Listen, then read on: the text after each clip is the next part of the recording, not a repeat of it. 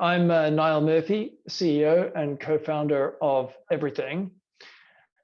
This is Real Talk, where we bring together influential minds from across the consumer industry to discuss important issues that are shaping the consumer industry, challenges that we are dealing with now or that we should be dealing with over the next couple of years.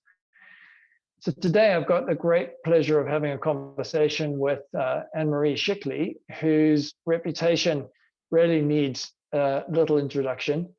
Marie has been a foundational and formidable leader in the fashion and luxury goods industry. Today, she describes herself as a brand developer. She's leading Value Retail, which is the #1 bricks and mortar retailer in the world. She was, among other things in her very accomplished past, senior executive at Li & Fung, based in Hong Kong for many years. She ran Banana Republic. And now she's, as I said, leading Value Retail. So without further ado, let's have a real talk conversation with Marie Scichili. Okay. Hi, Marie. Great to have you with us today. Thanks for making the time and being here. How are you today? You doing Fantastic. okay? Thanks for having me. I'm great. I'm really great. A little tired. 4:00 a.m. calls are a little exhausting, but seems to be the new way of the world. Yeah, we're all on the 24/7. Borders no longer exist. Exactly. Zoom is the planet clock, right? So I guess what we wanted to get into is a little bit of your wisdom and take on what's affecting the world of luxury and apparel. So when I guess, what are you thinking about, or what do you think that leadership in luxury brands should be thinking about as we emerge, he says, hopefully from this global pandemic? Yes, well, here on that, I'm right with you. I honestly think that, we as human beings and we as human beings in the fashion industry have a hard time dealing with today.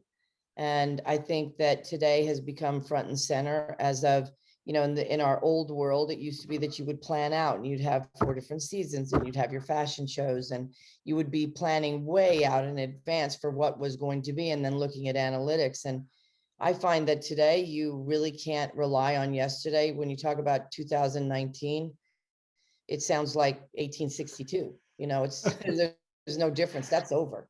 And so I think that we have to now understand that our customer, all of us, are thinking about today. We wake up in the morning and wonder, what are we going to wear? Now, obviously, I think things will change as we open up again and as the world starts to find its new normal. But I do believe that we have now taught ourselves that we're looking at what are we doing today in our world and not necessarily planning for a trip that we're going to take or a business, something that needs to take place, because we have spent so much time focusing on where we are today. And I think that really sets a new precedence.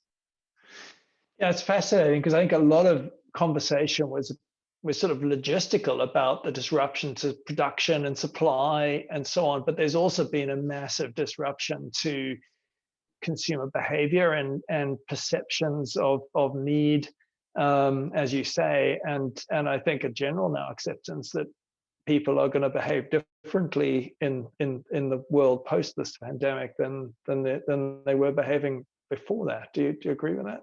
1,000,000%. I think that we were already in a bit of a perplexing situation just in this last couple of years, where the seasonality of things was being questioned. Did you really need to buy your fall goods, 6 months out before the season even hit? And there were a lot of brands that were taking advantage of that and manufacturing earlier or closer into dates.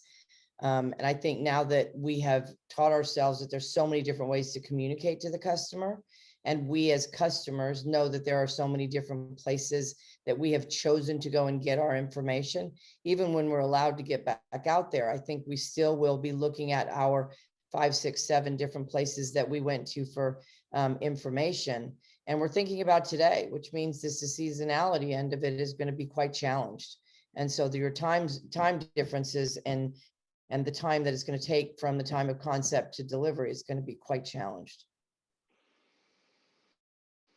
So when you think about what's, I guess, keeping you up at night, or what should be keeping, what you think is keeping leadership of luxury brands and premium apparel brand owners up at night, what is front of mind for you there? My first response would be that I believe we are on a very low percentage of merchant leaders. And in the day when I first started in the business, we came out of, whether it was a Bloomingdale's or Saks Fifth Avenue or whatever it might be, training programs. A lot of people were put into these programs in order to supply and to service the merchant end of it.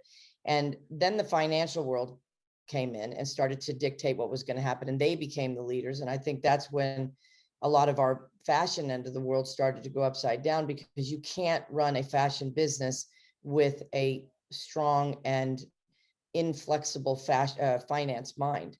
I believe you have to have finance nimbleness. You have to have finance that has some EQ, which is difficult because typically they don't fit in the same sentence. And merchants nowadays are very few and far between. And I think you can look at people like a Marco Bizzarri, who came to the table with Gucci, took over a situation that was challenged for a lot of different reasons, whether it be the historical or whatever, but with courage and commitment and literally running forward from a merchant standpoint, you can see the outcome of that.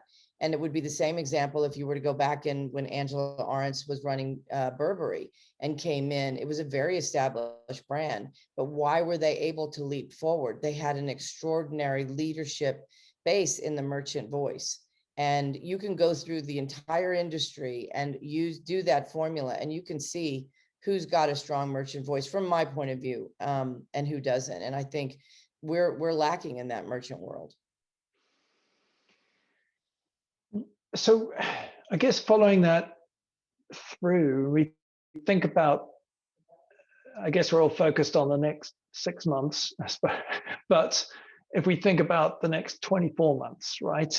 What kind of disruptors do you think are perhaps underappreciated now that are going to be super relevant in that sort of 2-year time horizon? I believe that every single one of us, even those of us, I'm an extraordinarily ridiculous traveler, or have been, and my world is now considerably changed, and I'm glad for that, because I think travel can be quite interruptive. I've learned how to be effective and work 24 hours a day as opposed to 6 hours a day or 12 hours a day. But I think that we're going to be speaking to a customer that is literally in your backyard. You're not necessarily going to be developing product for the Chinese traveler, or for an American that's going to come over to London, or an Englishman who's going to be coming to New York City. You're going to be talking to who is sitting in your backyard. I think that's a challenging thought, and I think that's a very difficult equation, because I'm a very large, wild world traveler, but I live right now in Dallas, Texas. I've lived in Italy for 30 years and traveled everywhere in the world consistently for many years. So I would have my shopping spots, and they would be in various places. Whereas now I need to make sure that I can get what I need either delivered to me at home, which I prefer not. I'm not a big fan of the e-commerce side of it, but I understand it's the way of the world. But I also am very interested to understand what's around me, and where am I going to be able to still find my voice that means something to me. And, I oftentimes would sit in a meeting, whether it be with my own company that I work with, or with brands that I help support, be it Burberry, Gucci, whatever, out there, where we're always talking about them and somebody who lives somewhere else, the global tourism traveling customer. And that tourist is not getting out there. I believe that we're looking at another 2 years easy, where we're going to have questionable travel, whether that be you question your own business travel or your own personal travel. So I think we've got to consider that we're all at home where we live. It's a fascinating thought, actually, because I think people talk a lot about personalization, but you're also talking about sort of hyper locality, really, right? In the sense of the context of need and consumption and so on is framed by your local environment. And I guess for global brands, that's a real challenge of brand perception and communication? How are you locally relevant to everybody's context in a million contexts around the world? You know? Well, and then that raises the question of where do you communicate and how? You know, I'm sure you're the same. If somebody says they send you a message, you've got to go look at 7 different places. Was it on WhatsApp or what's in or what's out or, you know, email or text or whatever. And everybody's learned a certain way that they get their information. And I find because the department stores have been so challenged, you know, and each part of the world's a little bit different than others, but with America, especially the department store mentality, and where you would in the past go out and get some of your information, I believe you're very challenged. And you know, we're relying on the brands to speak to us. And so everybody's looking to do the same thing. How can they grab your attention? How can they not run over you, et cetera? And I think that's got to be top of mind for every brand. So the physical and the digital channels have often been discussed almost as if they're kind of separate spaces. It certainly seems to me now that we're looking at a real converged context of relationship with customer and so forth.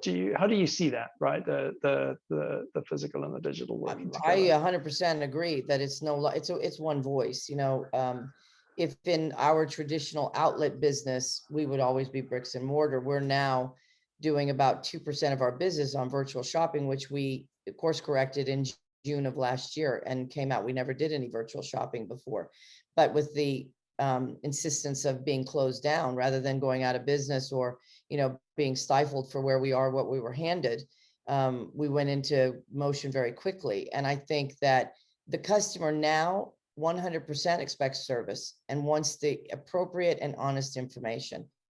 And that's the human challenge from my point of view, is that high net worth personal shopping.